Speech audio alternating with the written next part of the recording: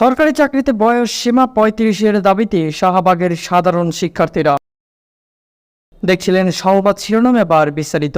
সরকারি চাকরিতে আবেদনের বয়সসীমা ৩৫ করার দাবিতে শাহবাগে সমাবেশ শুরু করেছেন চাকরির প্রত্যাশীরা। সোমবার ৩০ সেপ্টেম্বর সকাল 10টার দিকে জাতীয় জাদুঘরের সামনে সাধারণ শিক্ষার্থী সমন্বয় পরিষদের ব্যানার সমাবেশ শুরু করেন তারা।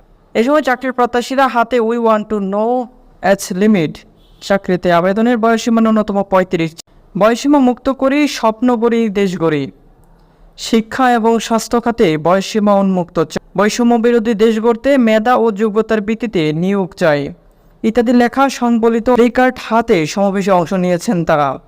এ দাবিতে প্রতি একাত্ম প্রকাশ করেছেন চিত্রনায়ক ইলিয়াস কাঞ্চন। অন্তর্বর্তী সরকারকে তাদের দাবি মেনে নেওয়ার আহ্বান জানান। সমাবেশের শুরুতেই চাকরির প্রত্যাশীরা বিভিন্ন স্লোগানের মাধ্যমে চাকরির বয়স ৩৫ করা এবং শর্ত সাপেক্ষে উন্মুক্ত করা হয়। এর আগে শুক্রবার ২৭ সেপ্টেম্বর বিকেলে ঢাকা বিশ্ববিদ্যালয়ের এক সংবাদ সম্মেলনে আজ শাহবাগ মহাসমাবেশের ঘোষণা দিয়েছিলেন সরকারি চাকরিতে আবেদনের বয়সসীমা ন্যূনতম ৩৫ করার দাবিতে আন্দোলনরত শিক্ষার্থীরা। সমাবেশের আগে সরকার প্রয়োজনীয় ব্যবস্থা না নিলে অহিংস এই আন্দোলনে যোগ দিতে সবাইকে দেশের বিভিন্ন স্থান থেকে আসার আহ্বান জানিয়েছেন তারা। ওই সংবাদ সম্মেলনে আওয়ামী ফ্যাসিস্টের রাজনীতির সঙ্গে জড়িত থাকা এবং নানা অনৈতিক কর্মকাণ্ডের অভিযোগে শরীফুল ইসলাম শুভ নামের একজনকে আন্দোলন থেকে আনুষ্ঠানিকভাবে বরখাস্ত ঘোষণা দেওয়া হয়েছে। এই ছিল এখনকার পর্যন্ত আপডেট। পরবর্তী সকল আপডেট পাওয়ার জন্য অবশ্যই আমাদের সঙ্গে থাকুন।